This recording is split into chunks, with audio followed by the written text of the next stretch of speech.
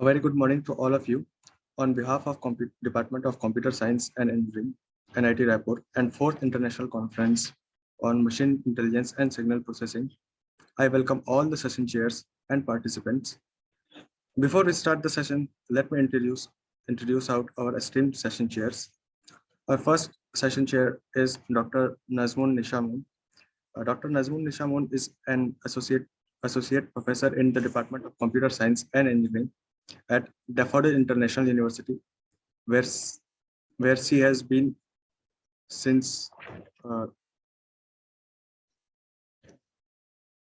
where she has been since 2012. She served as a convener of Girls Computer Programming Club, module leader of final year course, batch advisor. She received the BSc degree in Computer Science and Engineering from Rajshahi University of Engineering and Technology, RUET, and MSc in Information and Communication Technology from Bangladesh University of Engineering and Technology. She has received her PhD from BUET. She got a scholarship 4 times for outstanding result in graduation from Government of Bangladesh and government scholarship for HSC results for female students from Government of Bangladesh. Her interest research fields are data mining, machine learning, image processing, neural network, and IoT. She has 55 publications in her research life. She has 396 citations, including 13 I-10 index and 12 H index. She has many research students under her supervision.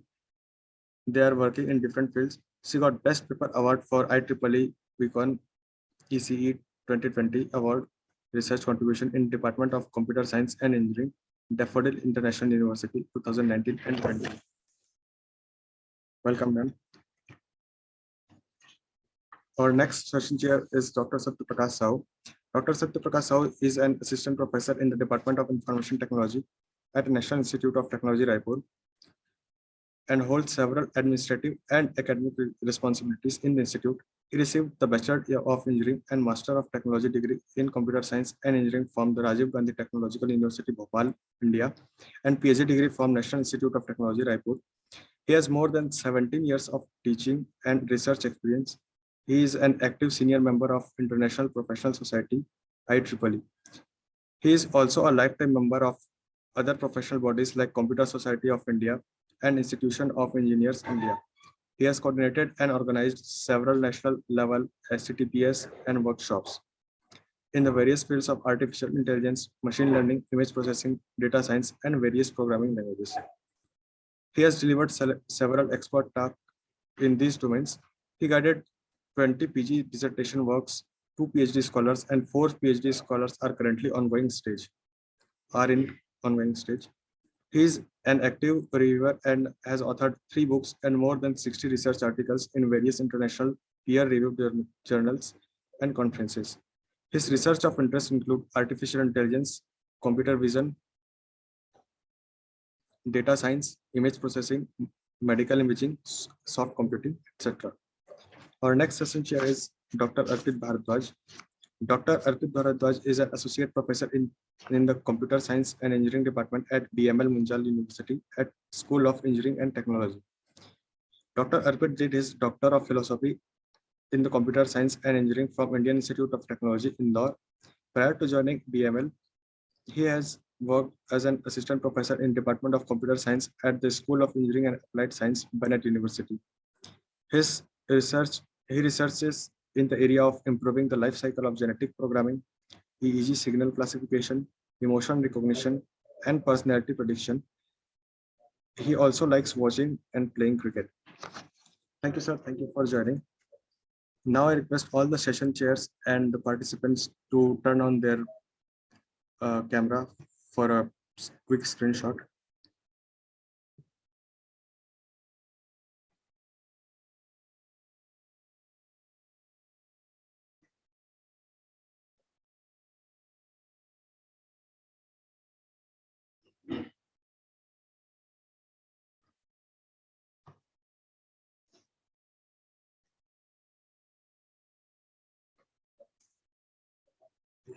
Thank you all for joining. Now I request all the session chairs to greet the session with the first presentation.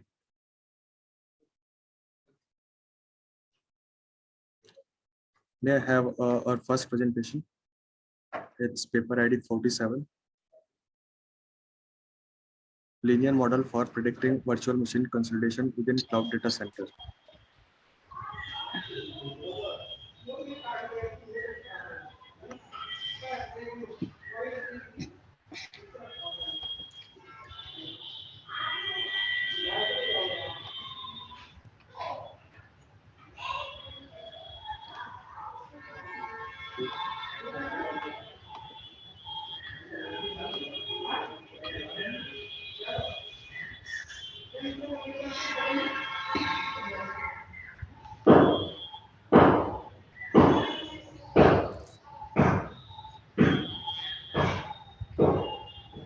Excuse me, sir.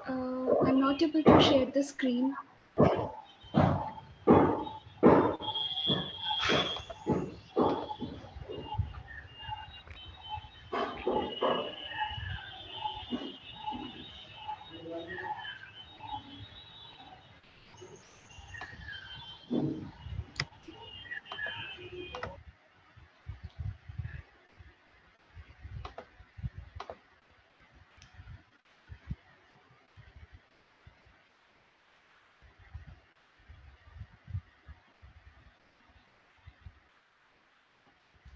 Uh,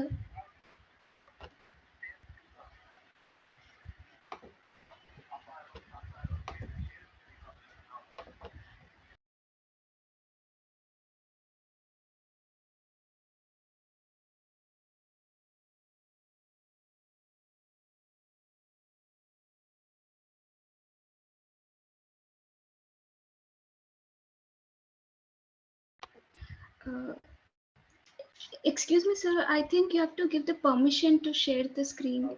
Yes. I'm doing it.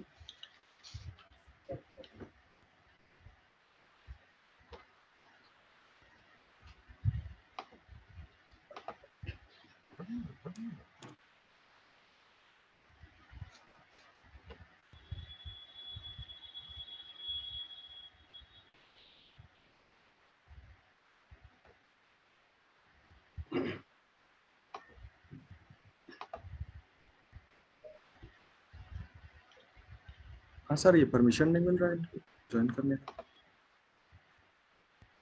Sir, can you just stop the presentation? Then I think it will work.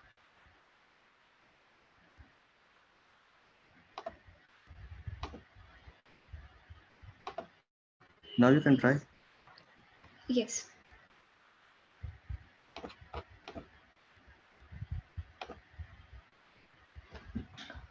Good afternoon, everyone. My name is Tejaswini, and I'm from NIT Raipur, along with T. Hari Sumant and Dr. K. Jairam Nayak. We have worked upon the project, our linear regression model for predicting virtual machine consolidation within the cloud data centers. So I'll be talking about the background, literature survey, problem description, methodology, results and discussion, conclusion, and end with the references. So coming about the background, the cloud data centers have been growing rapidly in both capacity and number to meet the ever-increasing demands for these highly responsive computing and its massive storage space. These data centers utilize a large amount of electricity, which in turn lead to high operation costs and as well as the carbon dioxide emissions from these data centers. So with this growth in demand for all this computational power, this resulted in large-scale data centers with a huge amount of energy consumption. It has been observed that the power consumption of US data centers have increased from 30 billion kilowatt per hour per year to 70 billion in 2040. So the technology involved, that is the virtualization technology, enables a cloud data center to allocate its physical resources such as CPU, memory, hard disk, network bandwidth on demand and balance these loads between their physical hosts by the process of live migration of virtual machines. So many researchers have been working upon this concept of virtual machine consolidation, such as Rajkumar Bhuya and Beloglazov used the robust local regression to foretell the physical host CPU consumption and utilization and compared it to those of the dynamic ring in order to detect and for the identification of overly utilized physical hosts. Similarly, Syed has proposed a model to develop on a concept of virtual machine selection and also validated the unique approach. GCP compared a calibrated bundle of virtual machine specific allocators for the respective cloud data centers. And Thanasuk Jenpan proposed a virtual machine consolidation framework for the cloud stack, popularly known as Apache Cloud Stack. So coming to our problem, to reduce this high consumption of electricity or the power of these cloud data centers, we propose an energy-aware virtual machine consolidation that enables a cloud data center to allocate its physical resources on the demand and balance the load between their physical hosts. And this balancing loads is achieved by the live migration of virtual machines working on that respective physical resources in the cloud data centers. So here we used genetic algorithm for the allocation of virtual machines, and we compared the virtual machines with the cloudlets as the chromosome instances. So coming to the methodology, the process can be divided into three parts, such as first one, detecting overutilized or underutilized hosts. An overutilized host can be detected by comparing its CPU utilization within an upper threshold. We identify an accurate prediction model to predict future CPU usage of each virtual machine independently. And then we go with the virtual machine selection, selecting virtual machines to migrate off their host. For example, minimum migration time policy selects the corresponding virtual machines based on their memory size and available network bandwidth of the virtual machine host. And then we go with the destination host selection. We find destination hosts for which these virtual machines that have already been selected for migration. The algorithm suggests the best fit algorithm sorts all the selected virtual machines in the efficient and a preferable order. Here we can see that the whole design and the architecture of the framework consists of three main roles: a user, a cloud broker, and a cloud provider. The cloud agent is the principal piece of the framework plan, which goes about as halfway between the clients and the suppliers to deal with the utilization of cloud administration. User sends a request in the form of cloudlets to the broker, and the broker assigns it to the cloud provider. The selection strategy. We use genetic algorithm that gives the likelihood of picking every chromosome based on the fitness esteem of the regression model.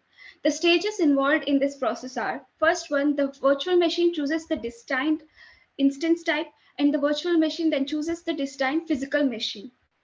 The initial population is generated by considering the number of servers, virtual machines, and the instance types that are participating.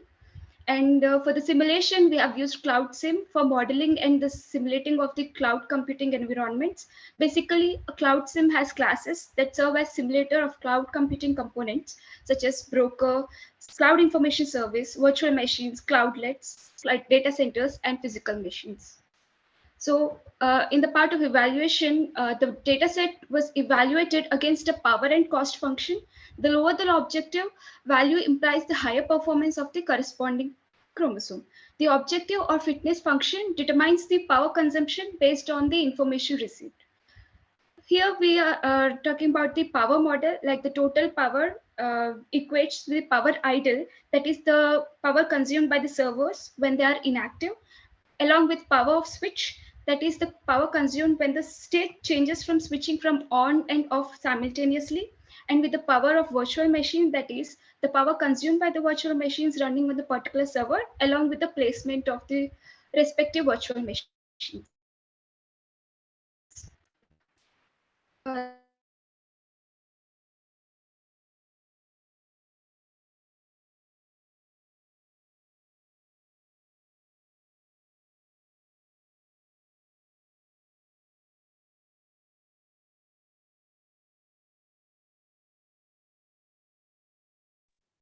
Hello. Tejaswini, your voice is not audible.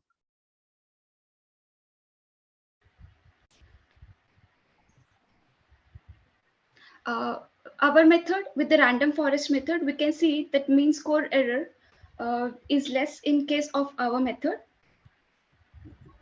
And that means that this resulted in favor of the regression model by the evaluation metrics.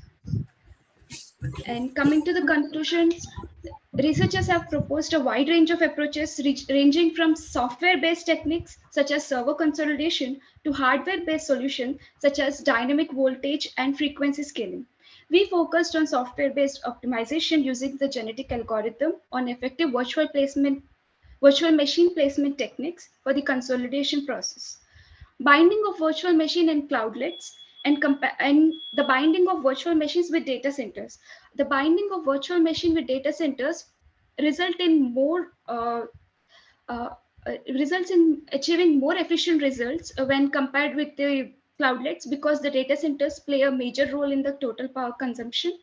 And further research can be done within the context of operation cost. Here we have mainly focused on the power consumption. And these are the references which we have considered upon. And this is the end of our presentation. Thank you. Hello. So it's nice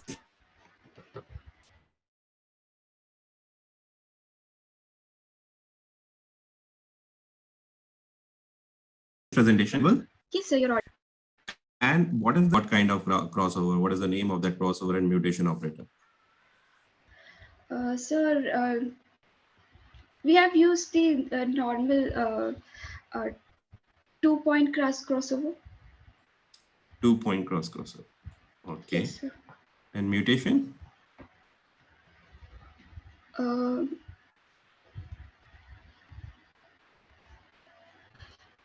Mutation. Okay. Anyway, tell me what is the difference? Why your results are better than the random forest?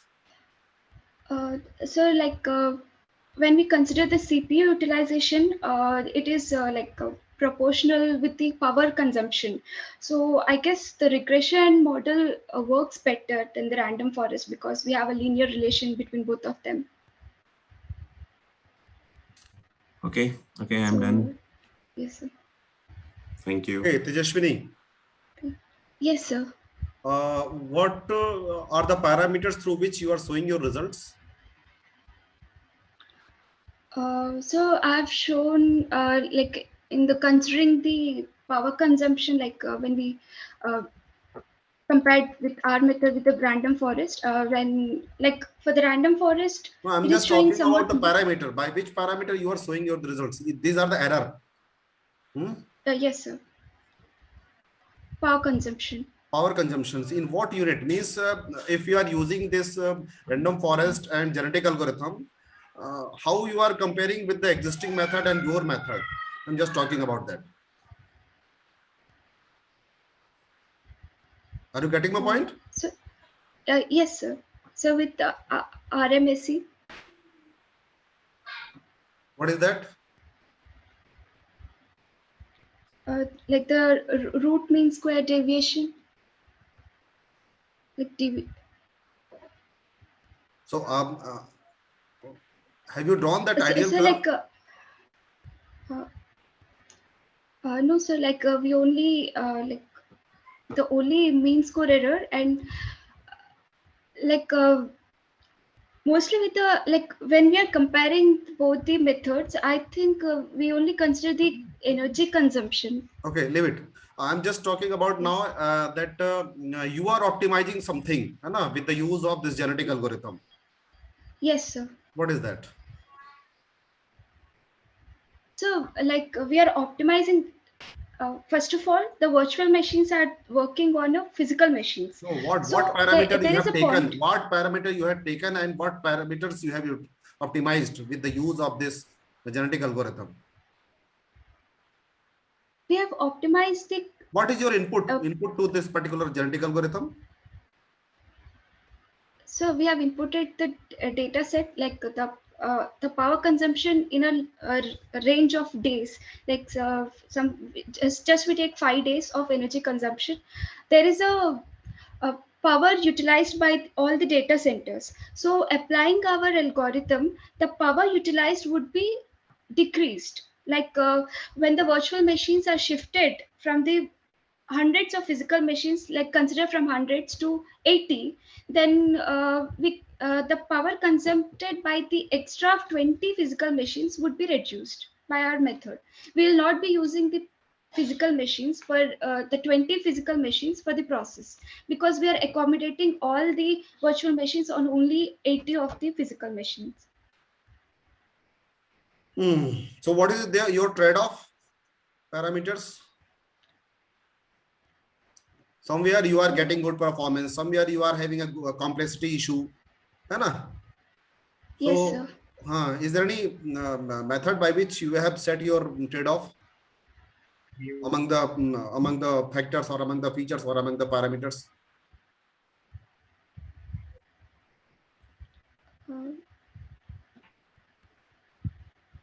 Okay, thank you, Anna. It's a nice presentation by my sides, Anna. So organizer can lead there. Okay, thank you. Okay, Tejashini, Yes, ma'am. I want to tell you a simple question. Yes, Why you ma'am. choose this method, random forest method? Do you compare this method with another method? Yes, ma'am. There is a solution by some other people with the random forest method.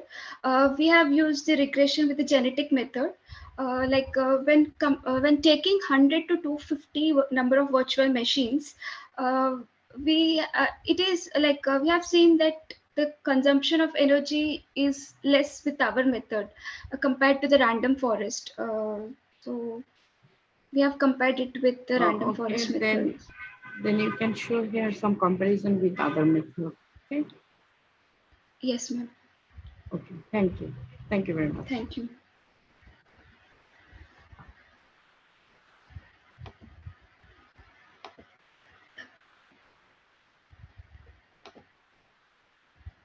Now, can we have our next presentation as a paper ID 266? Please proceed. Yes. Can you hear me? Yes. I'll share my screen.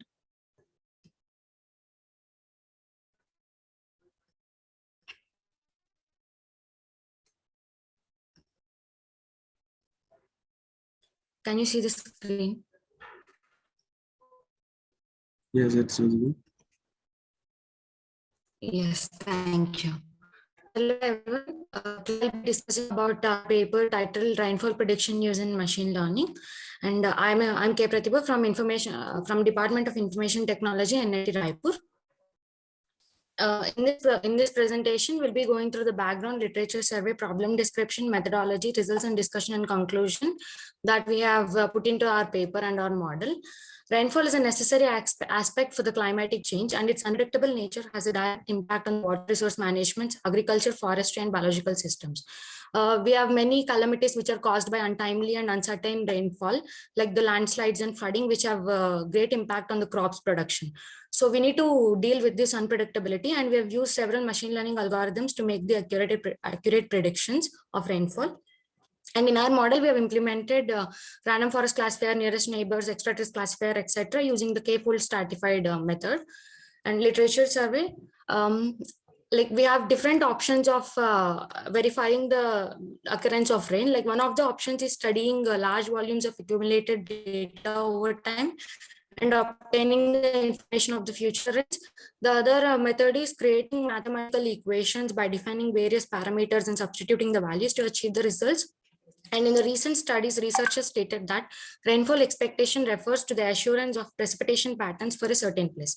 And Tirumala Chandrasagar et al. Analyzed the crop seasons to analyze the rainfall quantities in different, like in the prior years, to anticipate rainfall for the upcoming years. And they have divided their data set like into seasons of crops so that they can predict the rainfall amount for the next future crop season, so that the crop produce can be increased.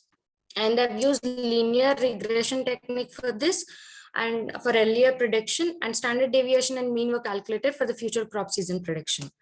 And our problem description is to predict the rainfall occurrence on the next day, and we have used weather Australia data in our model methodology. like various libraries like pandas, numpy, matplotlib, and seaborn were imported for data wrangling, pre-processing, and visualization. And this is the flowchart of the proposed working model, like by importing data set, pre-processing, visualizing, splitting the data into 8:2 ratio, then cross-validating the data and result analysis.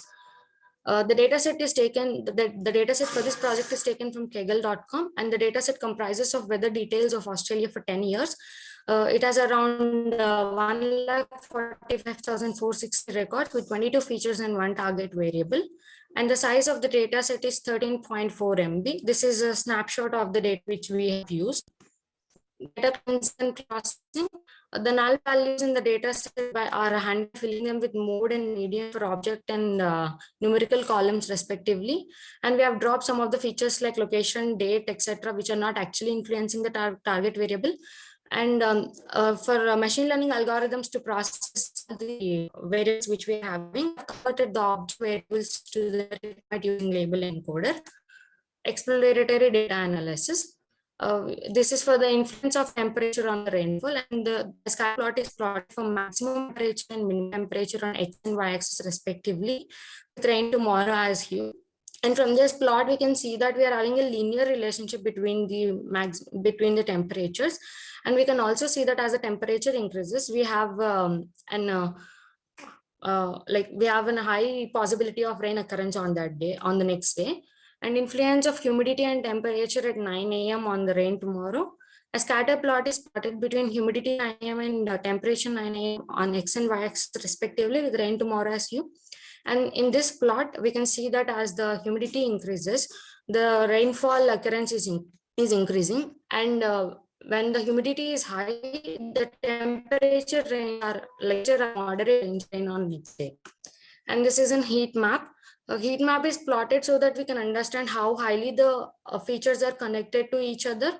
And it shows that when the value of reaches closest to 1, the features are highly connected. So the lighter the block color, higher the connection. And we can see for rain tomorrow, that it is highly dependent on humidity 3 PM, humidity 9 AM, rain today, rainfall, and wind gust speed. And the data set is split into 80% training data and 20% testing data. And we have performed cross-validation on it. And different baseline models are built on threefold cross-validation and is performed on them to filter the top performing models, which are used in the level 0 of stacked ensemble.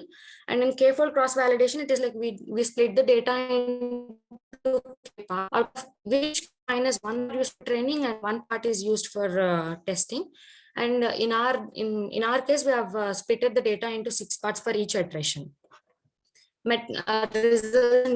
Metrics used for evaluation. Confusion matrix, precision, recall, accuracy, RMS error, etc. are used to evaluate the model. And this is a snapshot of our results. And from this, we can see that extra trees and random forest are performing better compared to the other models with an accuracy around 86%. And this is an analysis for the extra trees classified. Its precision is of 76%, accuracy 85.7, and RMS error of 0.14. And for random forest classifier, accuracy of 85.5, precision 74%, and RMS error is same as extra trees. And this is a confusion matrix. ROC curve is plotted so that we understand how generalized an algorithm is. Like higher the area, like more the generalized algorithm is. And in this, we have plotted using false positive rate on x-axis and true positive rate on y-axis. For the top 3 performing models according to the results which were obtained from the cross-validation. And we see the extra trees is giving us a greater area of 0.883. And precision recall plot is plotted for by using recall on x-axis and precision on y-axis for the top 3 performing models. And extra trees classifier has an highest value of 72%. This is a feature importance plot, a horizontal bar plot with features on y-axis and importance value on the x-axis to identify the contributing features to the rainfall. From this plot, we can see that humidity 3 PM, wind gust speed, pressure, humidity 9 AM, pressure 9 AM, and rain today are highly contributing features.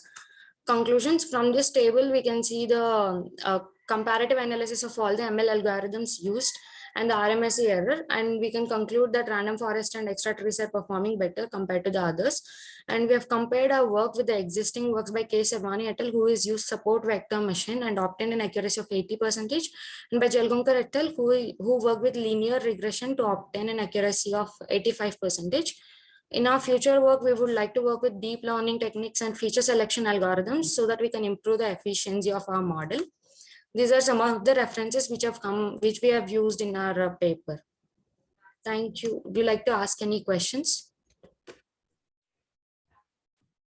I have one question Yes. regarding your data set, whether your data set is a balanced or an imbalanced data set.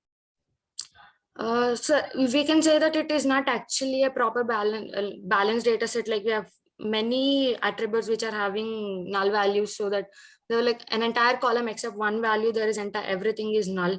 It was so we had to remove all those or like fill those null values up with some mode value or median value so that it can be useful for the like to work So you with that made it data. you had made it a balanced data. So You made it into a balanced data. yes, sir. Okay. So what is the significance of F1 score in your case? Because you have shown F1 score also in your results. So if it is a balanced data, Yes, what sir. is significance? Sir, F1 score is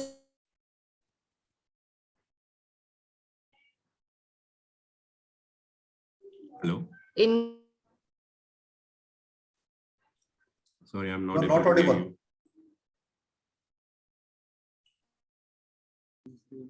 Pratibha, your voice is not Cannot audible. hear you.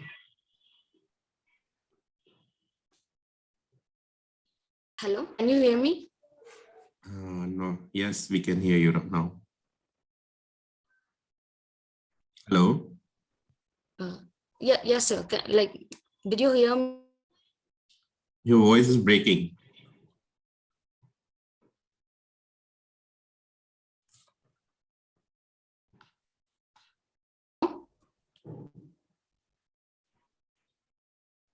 Pratibha, you are still not audible. I'm not audible. Just a minute, sir. It's like, hear me right now? Can you hear, sir? Yeah, we can hear you, Pratibha. Now. Please Yes, sir. answer. I'm also typing it on the chatbot because I might not. F1 score, sir, if like when the F1 score is higher, we can say that that particular algorithm is like very useful in predicting the proper results for the rain on next day. Like we are getting almost similar values which from our data set, from like it is matching with the target variable. Sorry. Okay, I'm done, Pratibha. Yes, sir. Pratibha, since the time is running short, so I'm having only one question. Yes, That sir. what are the factors that a random forest is giving a good accuracy or good performance in your case? Sir, we can say that like random forest is using for both random forest and extra trees, they're using different decision trees. But when it comes to random forest, it is trying to get the best split so that it is having homogeneous child nodes. But when it comes to extra trees, it is giving a random split and giving randomization over there. So the variance in it is very low. So like taking results from number of decision trees and checking whether the impurity is higher or not, and checking for the information gain for best split is what is giving the proper like higher accuracy compared to others. But in that case, SVM will also give the good result. Have you tested that? Yes, sir. I've initially I've performed with 4 just different models like linear regression, random forest, SVM, and nearest neighbors, and I got accuracies around 83 and all. So then later I tried using stratified k-fold and performed using 8 models, and then I found that the accuracy for extra trees was 86. And one more thing, that you have used how much cross validation k-fold? So like we have tried for 4 and 5, but I didn't see any changes in the results, and the RAM space was running out. So I have used 3-fold cross validation and then splits of 6. I don't think it is a standard one, either 5K or 10K. These are the standard yes, sir. Like the systems, like RAM was running out, and I've tried for different. Okay, in future you should remember this, sir. These are the standard. Yes, sir. Okay. Yes, sir. Done from my side. Thank you. Yes, thank you, sir. Okay, thank you for your presentation. I have no question. Thank you, ma'am. And we have next presentation as a paper ID 358 with the name Rahul S. Hello, sir. Am I audible? Organizers, can you tell me how many papers are there in this particular session? Sir, total 5, sir. 5. So time is running short, na? Yes, sir. Just It's convey done. them, be precise in their presentation. Is my screen visible, sir?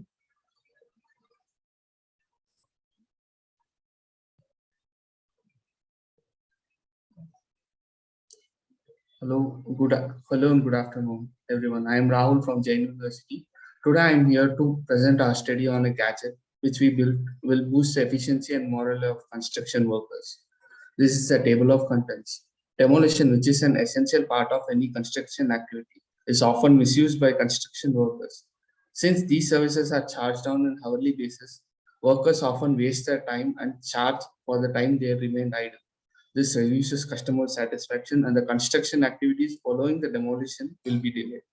Hence, monitoring the duration workers work and paying them accordingly will improve their efficiency. To solve this problem, we proposed an add-on gadget that can be mounted on a demolition hammer, which will monitor the duration hammer vibrates. Monitoring vibration of hammer allows us to know the working duration since the demolition hammers vibrate when they are being used.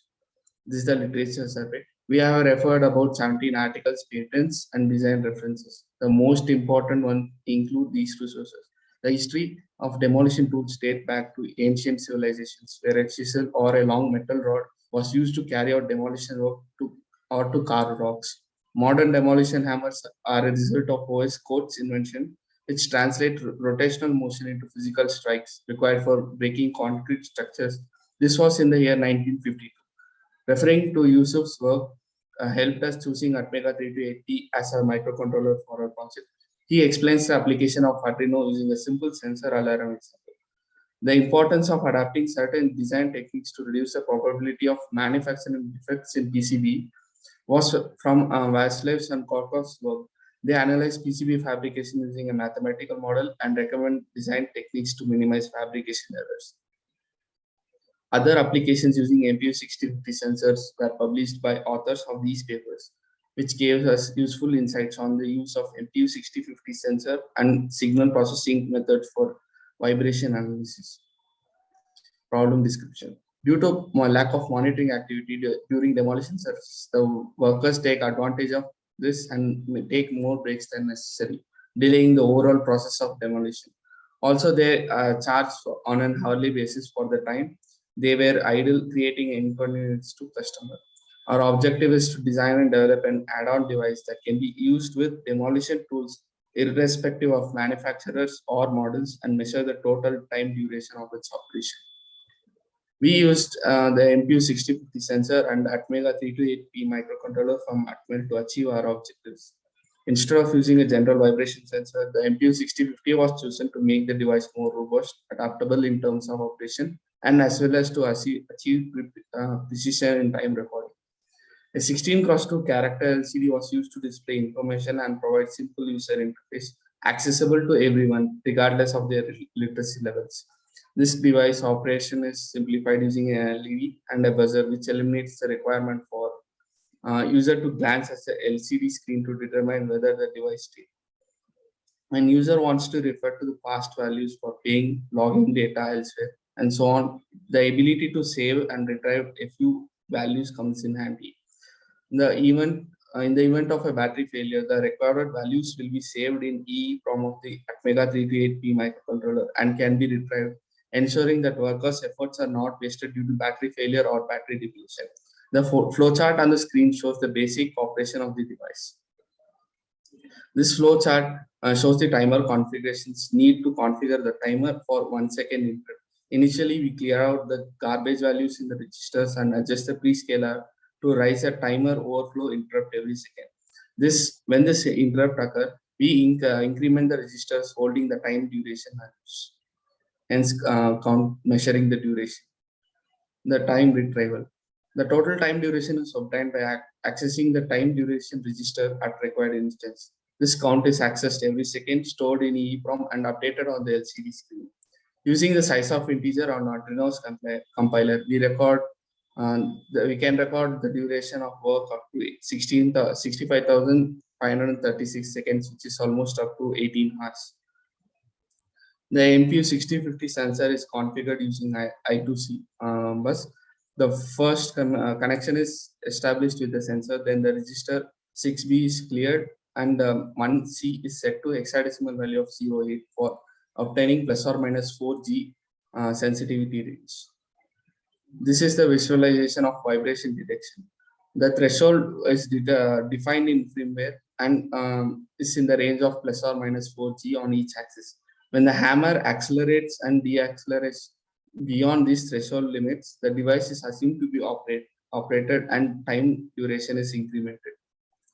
This is the result for our, this is the resultant gadget. You can see that the gadget is built using the microcontroller, MPU6050 sensor, and other components like LCD display, 4 interface switches, on-off switch, etc. When the gadget is turned on, it boots up and displays the following message, and the power LED is turned on. After that, it navigates the user to the main selection screen. From here, the user can select between starting a new time recording, or he can choose to view previous recording values. When the new user chooses to selects a new time recording, the device gets calibrated. And during this duration, the buzzer is activated for 2 seconds. And after the calibration is done, the status LED is turned on.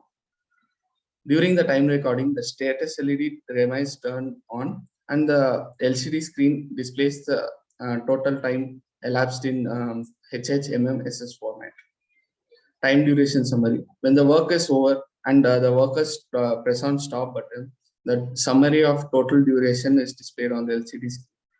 During this process, the buzzer is activated for 1 second and status LED is turned off, so that the workers need not glance at the LCD screen to know that time recording has been stopped. And by pressing next, he's redirected to main screen, and from there he can press previous button to get into the previous recorded value screen. Here he can see the last 5 recordings of the device. Error analysis. Through device testing, we discovered few errors in the device. The maximum time recording was around to be 18 hours. This is because the size of integer in Arduino's compiler. This can be improved by changing and selecting an appropriate data type and altering the EEPROM procedures to adapt the new data type. Since this device is battery operated and the contrast of LEDs controlled by a potentiometer, the voltage across the potentiometer falls over time and the LCD's contrast decreases. As a result, user has to continuously adjust this to see the text on the screen. The false positives of this include when the workers take break, they might move the device around. This will cause accelerations and deaccelerations. This can be included in false positives, but this can be ignored since they only contribute to 10 to 20 seconds, and these services are being charged in hourly basis. Also, due to the lengthy times of EEPROM write operations, there can be 100 to 200 milliseconds delay in values being updated to the LC. Conclusions. Hence, concluding, introducing such gadgets in demolition services will boost workers' morale and efficiency. The proposed gadget can be employed in circumstances where vibrating time of any object needs to be measured. Also, because we have data on tools working hours, we can simply schedule demolition tool maintenance, and this data can come in handy when warranty claims, reports, and other documentations are required. We would like to thank the authors of these publications whom we refer, without which the design of such a gadget would not be possible. Thank you.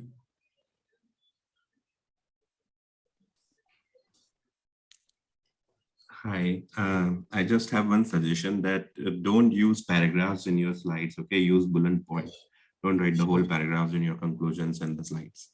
Okay, one question I have, how you had decided the threshold in your diagram, the validation diagram? Threshold we actually decided by actually making use of a device on demolition hammers.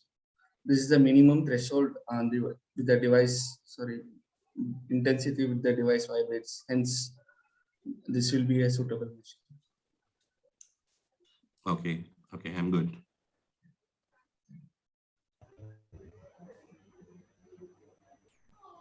So in your case, I'm just asking that it is basically useful in what case? Means I just want to know the applicability of your gadget.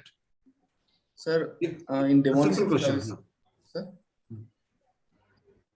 sir, actually workers misuse time allotted for demolition services. This so that construction following that activities get delayed. So what we are proposing is a gadget which will monitor the time workers take to demolish things, and we can pay them accordingly instead of paying for the time they take breaks and etc. So that since their pay is getting reduced, they will work more efficiently and complete all the work on time, so that remaining work does not get delayed. Okay, good. Done from my side. Thank you. Thank you. Okay. So is it cost effective? Yeah, yes, ma'am. We have a budget of 4,000 Indian rupees for this prototype. In case if it's mass produced, its cost will come below 1,000 Indian rupees. Thank you. Thank you.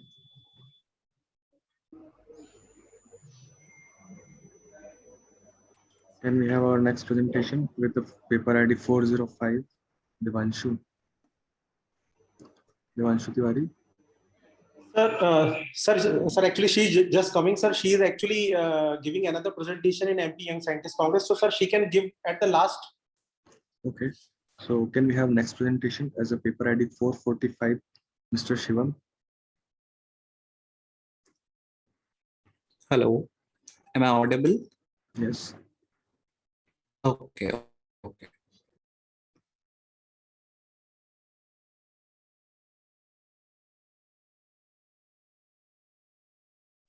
It is requested to presenter that keep it short or keep it as quick as possible because we are running out of time.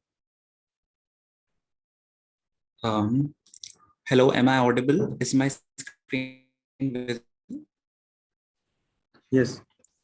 Hello. Okay.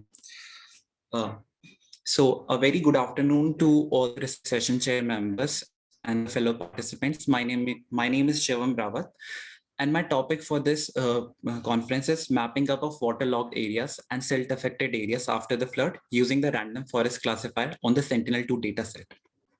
My respective co-authors in this work are Dr. Rashmi Saini and Dr. Annapurna Singh. So these are the topics that we will walk through. So the main objective of my work is mapping up of waterlogged areas and silt affected areas using the random forest classifier. Basically in this study, the post-flood impact that consists of siltation of agricultural land and expansion of waterlogged areas have been analyzed. Now floods are one of the most frequently occurring natural disasters that occur every year around the world, and they may occur due to a variety of reasons such as sudden outbursts of heavy rain, snow meltdown. Particularly in India, Bihar is one of the highly flood-prone states of India that experiences severe flooding every year during the monsoon season, and more than 73% of the Bihar area is prone to flood. And the problem of water logging and silting is very common in Bihar. This was one of the driving force for this work. So in context of remote sensing, it is good to know what is flood mapping. So basically flood mapping is a technique which is used to analyze the extent of flood water and its spatial distribution over the given land surface. And it helps in decision making to the rescue team by understanding the severity of situation. And there are various satellites which provide very high resolution images. For example, a few of these satellites are Sentinel, Modi's Landsat.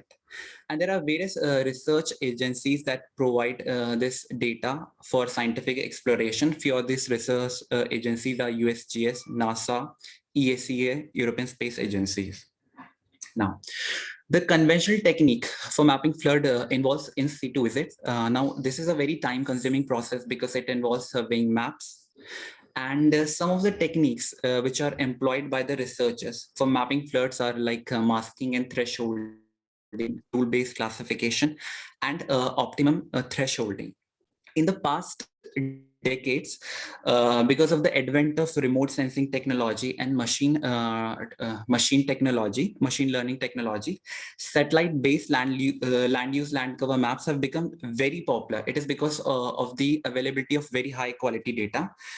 And in this aspect, two of the very highly popular satellites are Landsat and Sentinel. They provide a spatial resolution of 30-meter and 10-meter respectively.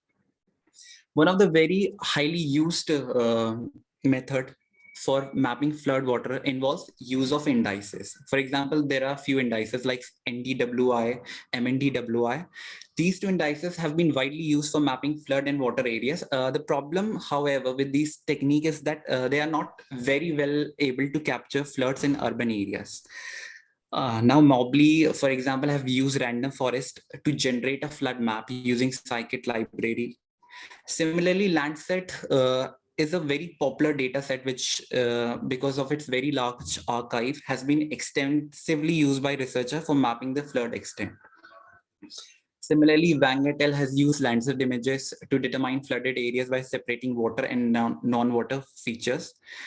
And in the recent last 5 years, Sentinel-2, because of its very high spatial and temporal resolution, is very well suited for flood mapping.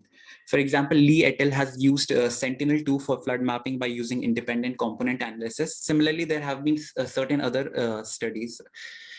Now, this is my study area. Why I've chosen this study area? This study area is basically located in Bihar, and it was one of the most affected district in floods in 2020. So the data set that I've used in this study is the Sentinel-2 data sets. So basically, this data set can be downloaded from the European Space Agency portal.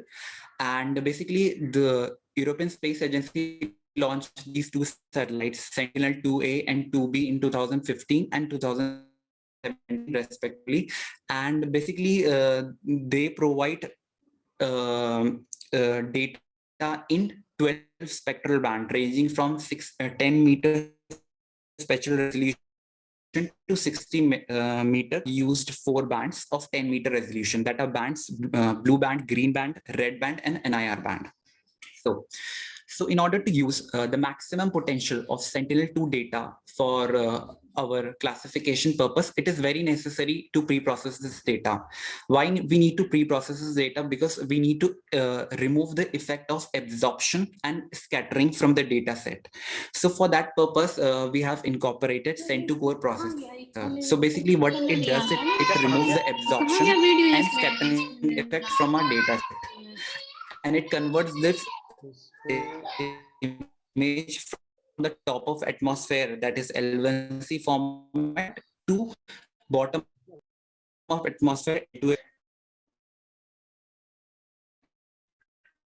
So these are the data set that I've downloaded. This is one of the respective raster data set, and on the left hand side is the data which is not atmospherically corrected, and this is image of my data set.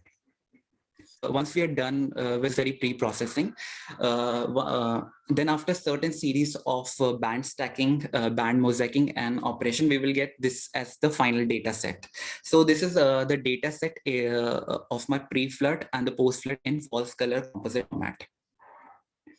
So the methodology that I've incorporated in the study is a supervised classification, and the approach which I've used is a pixel-based machine learning classification technique. So basically, I've used 2 separate training data, one for the pre-flood data set and one for the post-flood raster data set.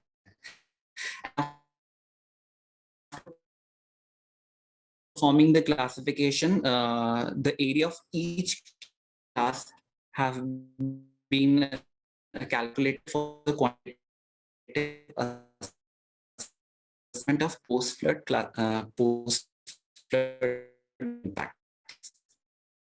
So this 2 images filtered the data based on date, cloud cover, study area, to LT format. We I have used two separate training data, one for the pre-flood and one for the post.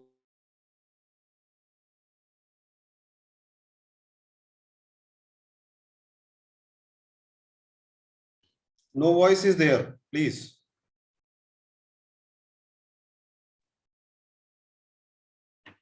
Hello.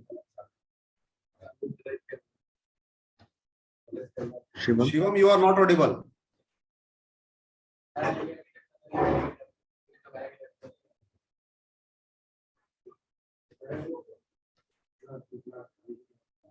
Hello.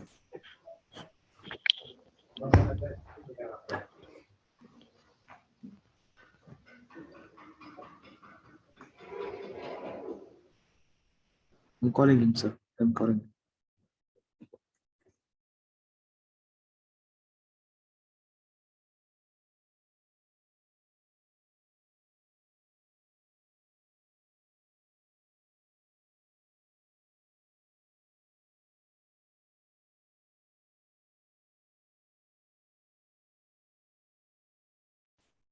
Hello. Hello. Can you hear me? Yes, we can hear you. Yes, actually, I am the co-author of this paper. And if you wish, I can present the rest of the work because I think there is some network issue. Sure, you can proceed, please. Okay.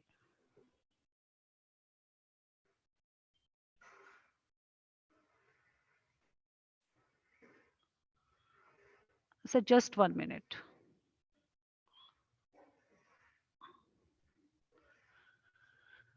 Yeah. Yeah. So Hello. the rest of the thing was, hello. So the Hello, rest of the yes, thing ma'am. was here. Yeah, I will continue, Shiva. And we have used 30% of the training data, sorry, 30% of the testing data, and rest of the 70% sample has been taken for the training of the model.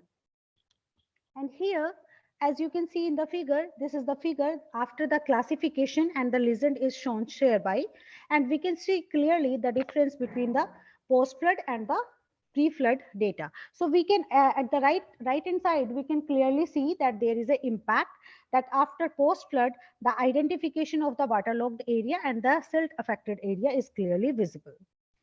So the main conclusion that this study aimed to map the waterlogged and the silt affected area by using the Sentinel-2 dataset.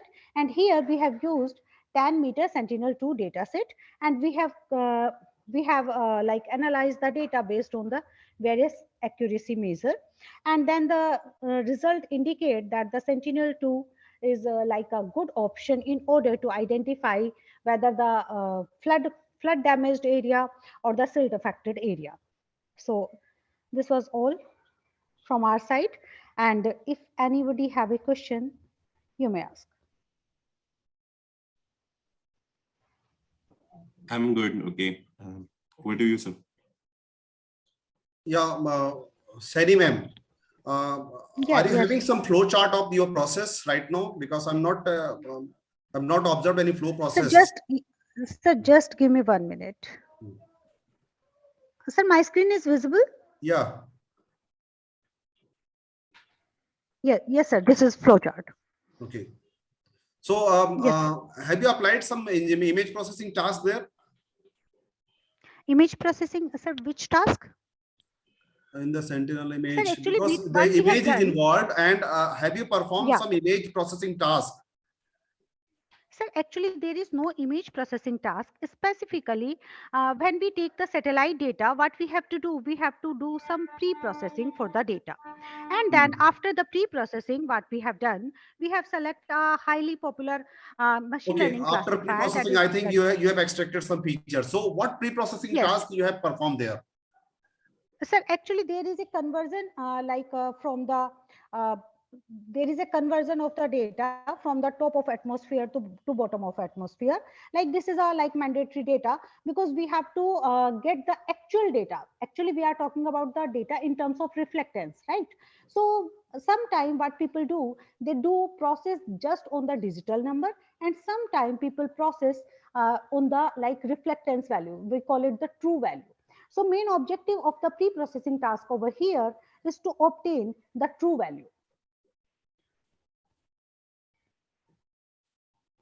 And how you are getting the your performance of your proposed work? Sir, actually what we have to do, we have to make the sample data that we call it the reference data. Reference data is partitioned into the like training data as well as the testing data. After training the model, what we have to do, we have to test our model based on some predefined truth data. We call it the ground truth so one data. question is that ground truth is available with Yeah. this data? So ground truth is not available. We have to manually prepare the data based on That's our my history. point. That's my point. Okay, okay. Yes, So you sir. have manually traced the data and then you have prepared the ground truth and then you have compared your results. Yes, sir. Yes. Okay, thank you. How can you get those data? Pardon, ma'am. How can you get those data? Which data, ma'am? Actually, input data is freely available. We can get this freely available data. We pre-process it, and then our data is prepared for the pre-processing. Thereafter, it is based on the analysis of the data or the specific application of the data. Like I'm using data for the like water-based application. So my ground truth will be different. If I'm using my data for a crop classification, then my ground truth will be different. Okay, thank you. Okay, thank you. Can we have our next presentation as paper ID 405, Mrs. Devanshi? Hello. Devanshi, ma'am? Hello, hi, sir. Yes, sir. Yes, ma'am, you're audible. You can share your view.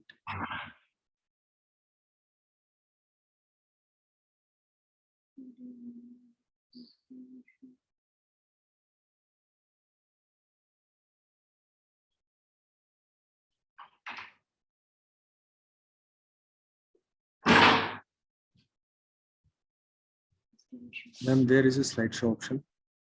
Yes, yes. ऊपर है यहाँ पे इससे Sir, I'm visible. Slides. Sir, slides are visible. Yes, please proceed.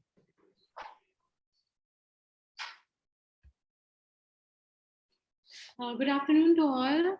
I'm Devanshi Tiwari presenting my paper, The Classification of Breast Cancer Based on the Hypertune Adipose Enzymal Model. Today, while I'm giving this presentation, I am touching this topic. Background, this paper simply present a automatic approach based on the hyperparameter tune adipose enzymal model for classification of breast cancer into malignant and malignant. The adipose enzymal model is tuned properly with the aid of technique like research. This hyperparameter tune is done in order to avoid the problem of overfitting and hence deliver accurate result. Famous global dataset, Wisconsin diagnosed breast cancer dataset, is used for the evolution. This automated approach based on the adipose enzymal model. Here, all the here most of the approaches are used.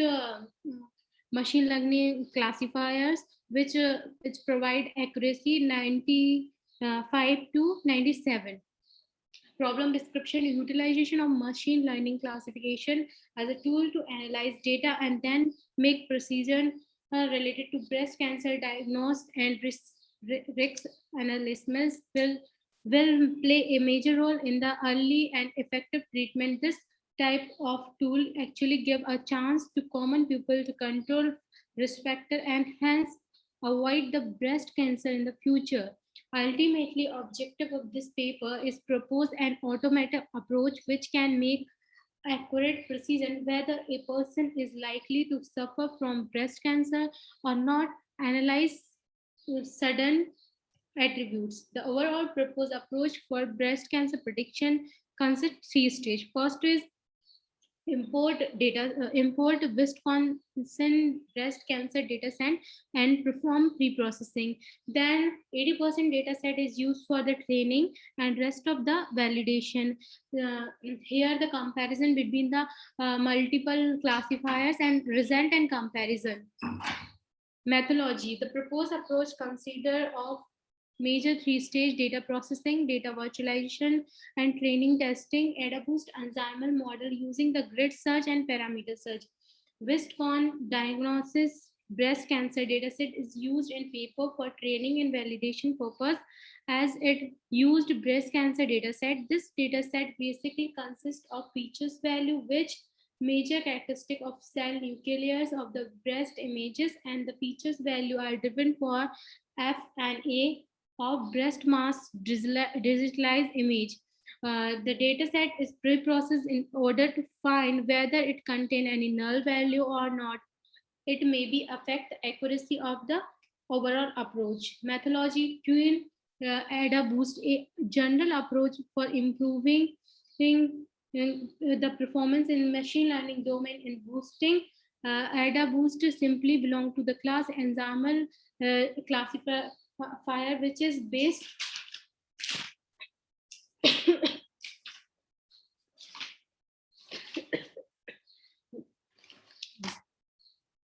normal AdaBoost enzymal classification tend to give results less accurate. So we have performed the hyperparameter tuning AdaBoost enzymal model with the aid of grid search. Initially, we run AdaBoost classifier with the default setting, and they create grid search with the hyperparameter. Two hyperparameter values are learning rate and number of estimator. The number of estimators simply deal with the amount of tree developed, and learning rate simply how the individual tree contribute to the overall result. Grid search tend to find out breast model after trying out all the possible combination. AdaBoost classifier with the learning rate value of 1.0 and number of estimation value 50 tend to deliver the best result study. Google Colab perform along with the Python 3.6 as the implementation programming language is used for the experimental and simulation in this study. Performance of the proposed approach is presenting with the help of popular classification rate or parameter like accuracy, sensitivity, precision, negative precision value, false positive rate, false discovery rate, accuracy F1 score. Here they show the performance of the proposed twin AdaBoost enzymal learning.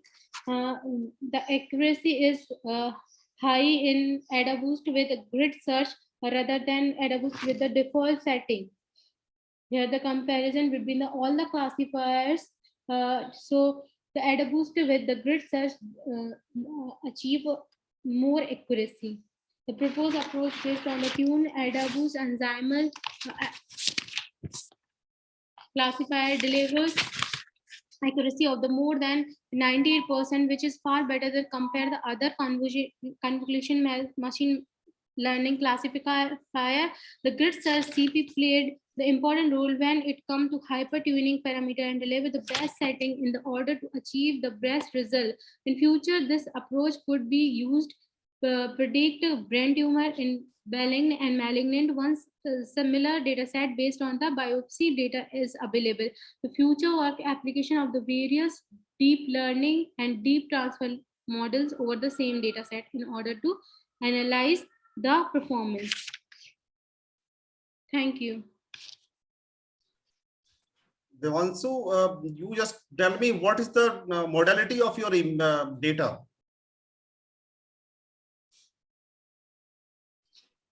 So thermogram. You have not shown anywhere in your slide. Thermogram is sorry, mammogram.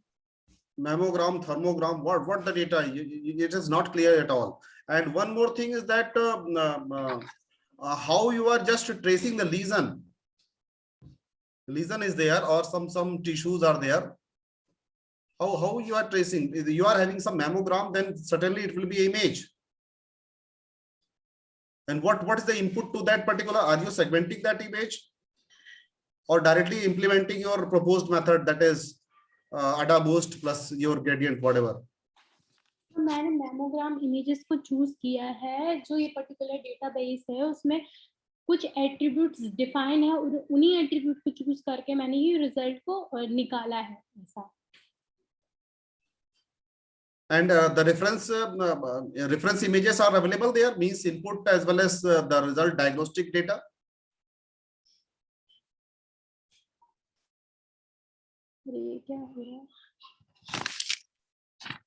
Hello, sir. That particular mammogram refers that yes, it is having the malignant and it is not having the malignant, means it's a benign. This type of classification is already there. Yes, sir. It's already there. और दोनों ही मतलब breast cancer होते हैं, लेकिन एक क्वेरेबल होता है, एक नॉन क्वेरेबल होता है. मतलब क्वेरेबल नहीं होता है, स्टेजेस जैसे डिफाइन होती है ना. I'm not asking that. Is it available there? Yes, sir. Available. So you have done your supervised approach or unsupervised approach? So supervised approach. Okay, and one more thing is that have you compared your method with the existing method? Yes, sir. So how much performance gain is there in your by the use of your method? Sir, मैंने show किया है slide में. Yeah, बताइए. Slide में जो normal एडा boost है उसमें एक्यूरेसी आ रही है 94.74 और जो ट्यूनिंग करके ग्रिड सेट अप्लाई किया उसकी एक्यूरेसी आ रही है 98.25. And what about the complexity of your system?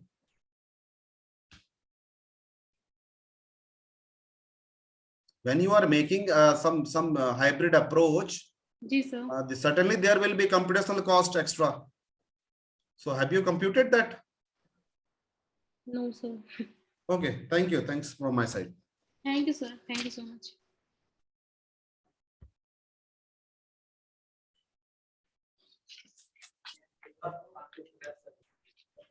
Any questions? Oh, I had a question. Okay.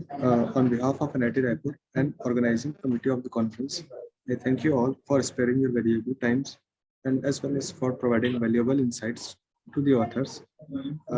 It is also all the session chairs to kindly fill the Google form for the evaluation so that the best paper award can be decided. Thank you, sir. Thank you very much. Okay, Devesh is there. Yes, sir. Devesh, just again circulate that Google form. Na? I'm not able to find out in my mail. So many bulk mails are there. Sure, sir. Sure, sir. Please send me again. Yes, sir. Okay, thank you. Thanks a lot. Thank you, sir.